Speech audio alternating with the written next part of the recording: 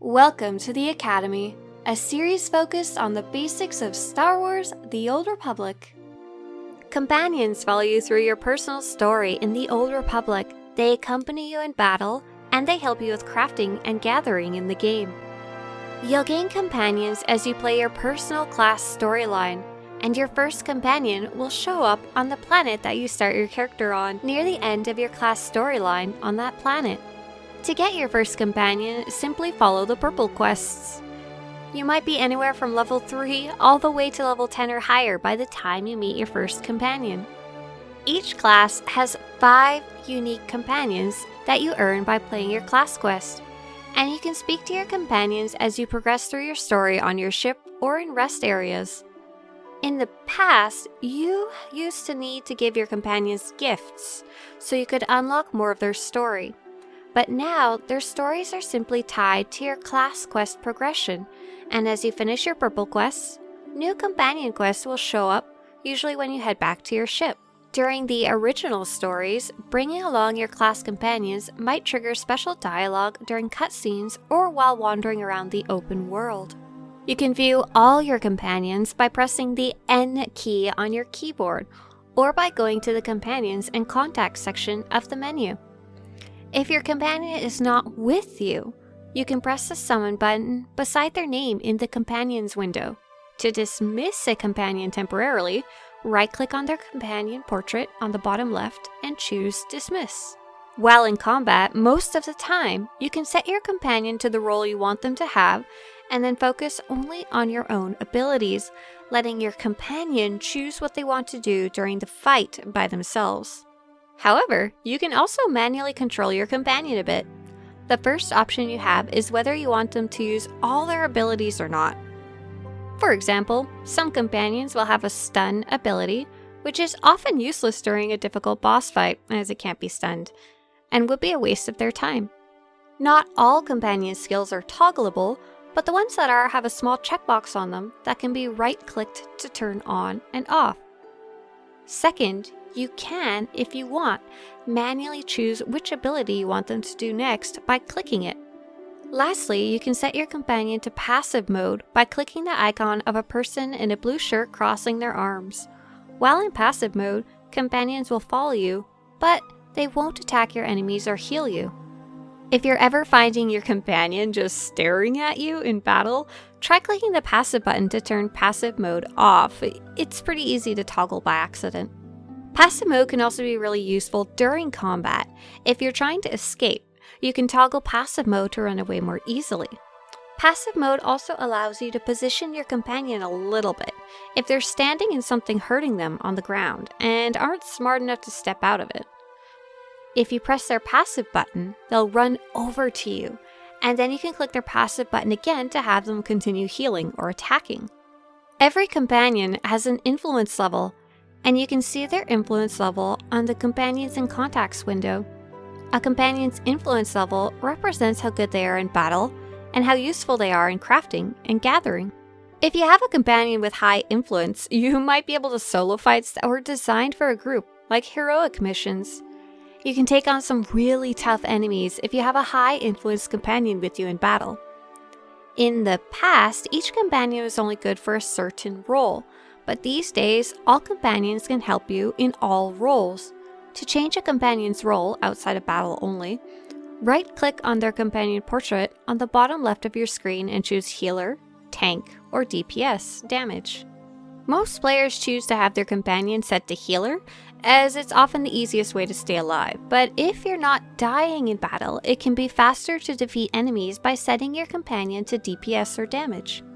In the past, companion gear would affect their combat abilities, but now it's just cosmetic, and influence is what determines how strong they are in battle. Influence also increases their success at crew skills, crafting.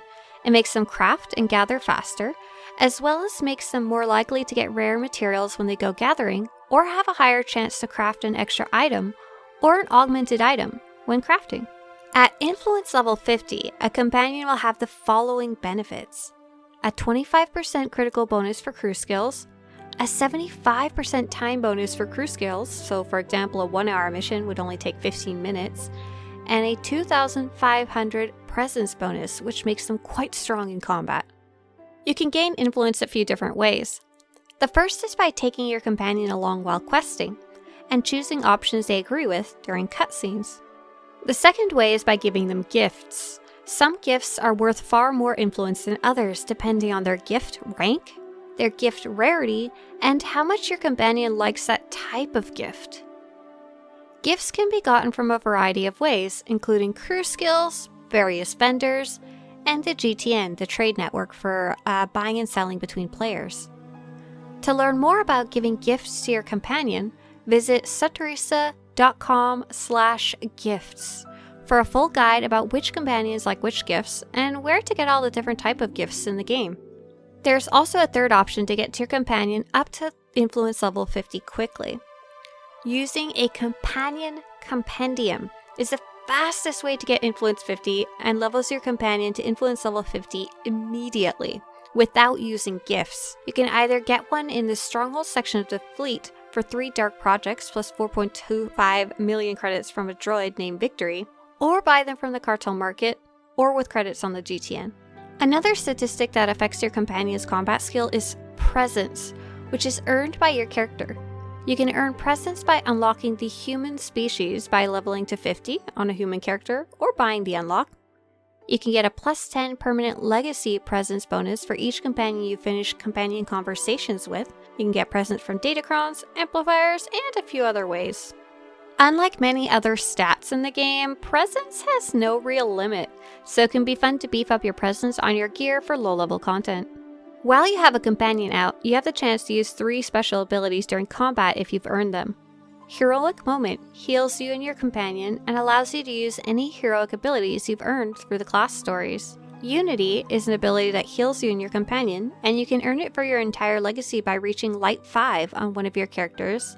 And Sacrifice, which heals you 40% of your health, but nearly kills your companion in return. It's pretty much never used unless your companion is already dead practically. Once you reach the Knights of the Fallen Empire expansion, the 3rd expansion, the number of companions you can have drastically increases, and there's a ton of different companions you might wind up with. Some you'll earn through the main story naturally, while others require that you complete a special type of quest called an Alliance Alert. You can start Alliance Alerts after Chapter 9 of Knights of the Fallen Empire, and your alerts can be seen in the Companions and Contacts window. Once again, press N to open that. Some alerts and companions are only for certain classes, and some alerts require that you finish certain parts of the story before showing up, or require that you finish other alerts first. You can even earn some companions from other classes, which is pretty cool. To learn more about companion recruitment and how to get all the companions, visit Swtorista.com/recruitment. Heads up, once you start Knights of the Fallen Empire's expansion, some funny stuff can happen with the availability of your companions. If this is your first playthrough of the expansions, just keep playing, and eventually you'll get your companions back either through the chapters or through alerts. This is just how that expansion works. If you've already earned your companions back and this is a replay, for example, you start a chapter through the chapters window, you may need to finish your active chapter before you can access them again. This is somewhat of a bug. Sometimes the companions are disappearing because they would be missing during that chapter. Other times they just become unavailable for no reason. The fastest thing to do if this happens is to switch to Chapter 9 of Knights of the Fallen Empire and spacebar through it, as there's no combat in this chapter and it's the quickest one to complete. This missing companion bug can also sometimes occur if you have an alert quest open. You can drop it or complete it to make that companion come back. On top of the companions you earn through the story and quests, there's also an assortment of companions you can get from the cartel market, either with cartel coins or bought with credits from other players on the GTN. These cartel market droids and beasts are more for longtime players who are looking for more variety and do not offer any special boosts in battle. In fact, they're technically considered worse than the companions you earn, as they don't have the ability to craft or gather and don't have any dialogue at all. Lastly, there are a few very special companions that can be earned only very specific ways. These include Darth Hexed, who can only be earned through group activities, and I've got another video guide about her called How to Earn Darth Hexed. HK51, who requires a long quest chain started in Section X. Treek, who can either be bought on the cartel market or through the legacy system. The Gamorian Gar Companion, and the Frojo Nure Rodian Companion that only comes from the once-yearly Nar Shaddaa Nightlife event. Quick Vrick, the Ugnaught Companion, from the Dantu Empire Incursion reoccurring event. H2WF, an uncommon droid companion dropped from the A-Trader Among the Shifts flashpoint. And Lizlo, a very small, very rare Geonosian bug companion from the Hive of the Mountain Queen single boss operation on Ossus. In general, while all companions are roughly equal, Shae Vizsla, a now retired Mandalorian companion, is considered the strongest damage companion, followed by any dual-wielding lightsaber companions including the now retired Master Ranos, Ashara, or Varroa Dens. Then, by dual-wielding blaster pistol companions like Theron or Vet. For healing, use Zoom if you have her, followed by dual-wielding blaster wielders, and then by dual-wielding lightsaber wielders. Companions are one of the more unique options available in Star Wars The Old Republic compared to other online games, and discovering their stories through their missions or bringing them along for difficult fights can be very satisfying. With over 93 companions in the game, you should be able to find your perfect combat buddy or story partner. If you want to learn more about gifting for each companion, I have another video called SWTOR Companion Gifts. And if you want to learn more about building your alliance, I have another video called How to Recruit SWTOR Companions. If you want to show your support for these in-depth guides, consider visiting Swtorista.com/Patreon to pledge to the Swtorista project, or hit the YouTube Join button to join through YouTube memberships. If you'd like to have more Star Wars The Old Republic videos show up on your YouTube homepage, subscribe to this channel. And as always, may the Force be with you.